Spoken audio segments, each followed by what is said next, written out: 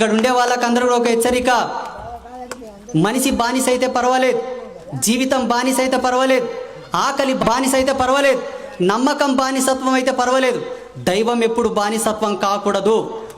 దైవం బానిసత్వం అయితే మన జన్మ మూలాలని సర్వనాశనం అయిపోతాయి. ఇక్కడ ఉండే వాళ్ళందరి లోపల కూడా దైవ బానిసత్వం ఉండి ఉండవచ్చు. ఏమిటి దైవ బానిసత్వం అంటే చెప్తాను. ఎంతమంది పీర్ల పనుకోతారు? చేతులు లేపురి. అబద్ధాలు ఆడొద్దు, చేతులు లేపాలి. పీర్ల పనులకు ఎంతమంది పోతారు? చేతులు లేపండి. ఎంతమంది ఉరుసులు చేస్తారు, కందురు చేస్తారు? చేతులు లేపండి. మీరు చెప్పకపోతే నాకు అన్నీ తెలుస్తాయి. ఎవరెవరైతే పీర్ల పండుగ కోతారో, ఎవరెవరైతే దర్గాల కాడకు ఉరుసులు కందులు చేస్తారో వాళ్ళందరూ దైవ ద్రోహం చేస్తున్నట్లు, దైవ పాతుకం చేస్తున్నట్లు, దైవ బానిసత్వం చేస్తున్నట్లు. దీని పరిణామం ఏంటో తెలుసా? మహమ్మదీయ మతంలోనే చెప్తారు. ఏమంటారో తెలుసా? మాకు అల్లా ఒక్కడే దేవుడు, మాకు మహమ్మద్ ఒకటే ప్రవక్త, అలాగే మాకు మసీదులు మాత్రమే ప్రమాణం, దర్గాలకు మాకు సంబంధం లేదని వాళ్ళే చెప్తారు. మళ్ళీ మీకేం సంబంధం? ఆ పీర్ల పండ్లకు మీకేం సంబంధం? దీనివల్ల మీకు జరిగినటువంటి అన్యాయం ఏంటో తెలుసా? దీనివల్ల మీకు జరుగుతున్నటువంటి అన్యాయం ఏంటో తెలుసా? ఒకటే,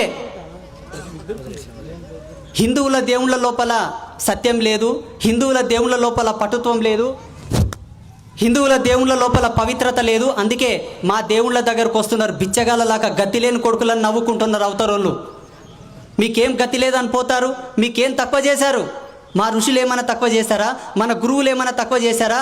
మాతా మాణికేశ్వరి మాత మహాయోగిని, నిరాహార యోగినిలా ఉండి 72 సంవత్సరాలు అన్నపానీయాలు వదిలేసి మీకోసం తపస్సు చేసింది. మంత్రాలయం రాఘవేంద్ర స్వామి చేసిలేడా? బ్రహ్మంగారు చేసిలేరా? ఇటువంటి చర్యలు చేయడం వల్లనే, ఇటువంటి పనులు చేయడం వల్లనే మొన్నటికి మొన్న కళ్ళ ముందల్లే పెహల్గాంలో వచ్చి చెప్పారు, కల్మా చదువుతావా చచ్చిపోతావా. రాని మనం కల్మా ఏం చదవాలి? మనం ఏమైనా తుర్కోలమ చదవనికే? మనకు రాదు. వేదాలు చదవమంటే చదువుతాం, మంత్రాలు చదవమంటే చదువుతాం, భజన చేయమంటే చేస్తాం, కీర్తనలు వాడమంటే పాడతాం. కల్మా చదివితేనే బ్రతకనిస్తాం అన్నారు. ఏం అవసరం? వాళ్ళని చేసేది ఏం అవసరం? మనం వాళ్ళకు పూజలు చేసేది ఏం అవసరం?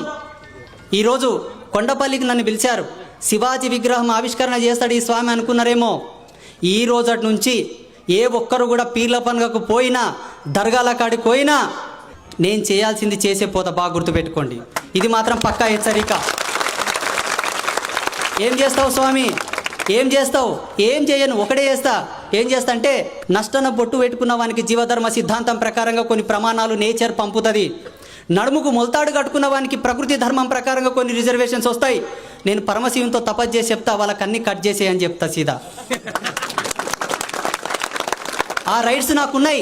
భగవంతుని యొక్క అనుగ్రహం చేత ఏ జన్మలో పుణ్యం చేసుకున్నానో, నాకు పెద్దలు చేసిన పుణ్యమో, నా వంశంలో ఎవడు పుణ్యం చేశాడో, భగవంతునితో మాట్లాడి భగవంతుని అనుసంధానం చేసుకునేటటువంటి ఆ నిగ్రహ శక్తి నాలో ఉంది. కాబట్టి అంత ధైర్యంగా మీకు వార్నింగ్ ఇస్తున్నా.